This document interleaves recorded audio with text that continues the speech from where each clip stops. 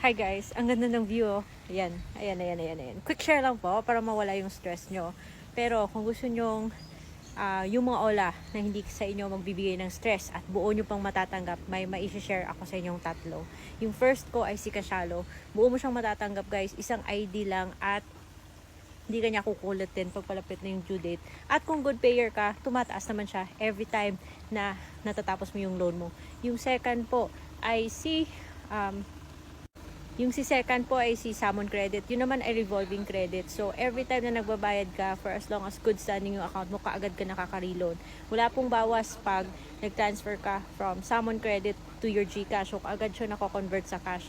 Pero, yung kanyang processing fee na 99 pesos ay doon po ibabawas sa kung anumang credit limit na natitira. Pero okay na rin yun kumpara sa ibang mga loan apps. And the third one is si Maya Credit guys, because si Maya Credit ang dali po niyang i-convert din sa cash tulad din ni Salmon Credit. So hindi siya tulad ni G Credit na pahirapan yung pag-convert sa cash.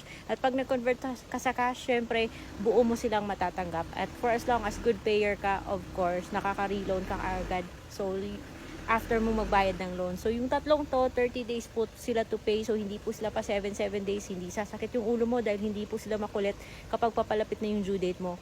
Pero dapat syempre alagaan din yung account para hindi ka rin magsisi later on.